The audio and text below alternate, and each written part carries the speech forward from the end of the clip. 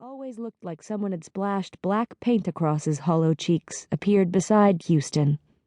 They'd joined together last year, and in my time here, had yet to see one without the other. The chatter faded as Wallace came around the corner. He needed a shower. His shoulder-length peppered hair was greasy in clumps, and the skin of his face was tight with fatigue. But even in the muted yellow glow of the flashlights, it was obvious his ears had gone pink. One pointed glare, and Houston melted back toward Lincoln. My brows rose. Wallace seemed too old for Kara. She was 22, while he might have been twice that age.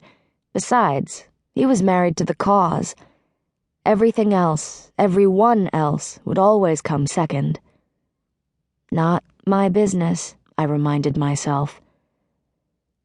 The narrow corridor had crowded with 11 guys awaiting instruction. Not all of them had served. Some were just non-compliant with the statutes, like me. We all had our reasons for being here. My heart tripped in my chest when Houston moved aside to reveal Chase Jennings, leaning against the opposite wall 10 feet down. His hands were wrist-deep in the pockets of his jeans, and a white undershirt peeked through the holes of a gray, threadbare sweater. Only remnants of his incarceration in the base remained, a dark half-moon painted beneath one eye and a thin band of scar tissue across the bridge of his nose.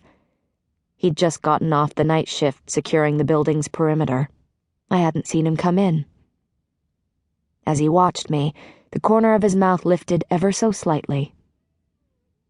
I looked down when I realized my lips had done the same.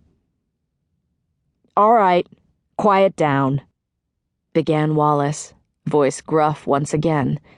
He hesitated, tapping the handheld radio, now silent, against his leg. I caught a glimpse of the black tattoo on his forearm that twisted beneath his frayed sleeve. "What happened?" said Riggins, suspicious only when not outright paranoid. His fingers wove over the top of his buzzed, can-shaped head as though he expected the ceiling might suddenly cave in on us.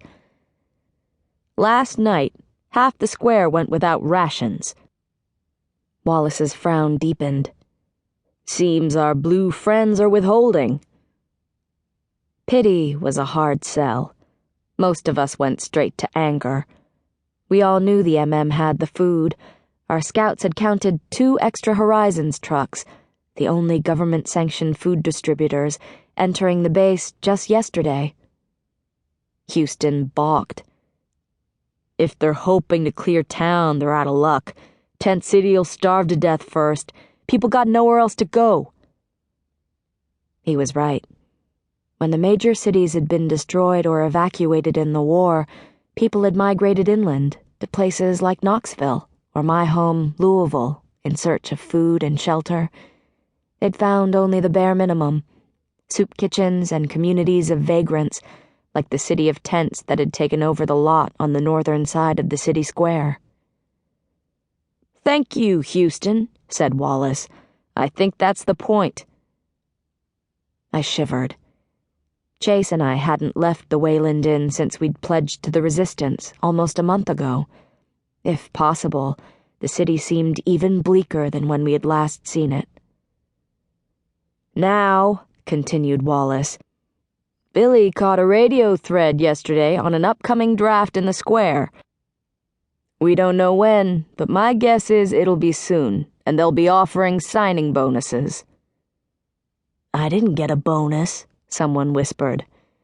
"Rations, jackass," muttered Sean. A collective groan filled the hallway. Soldiers using the promise of food to recruit more soldiers. They'd have a whole new army in a week. "And forgiveness of statute violations, of course." Wallace smiled cynically. More groans followed. Work was slim these days. The only businesses still running required background checks, which meant applicants had better be compliant with the moral statutes, a list of regulations that took away women's rights, mandated a whole family, and prohibited things like divorce, speaking out against the government.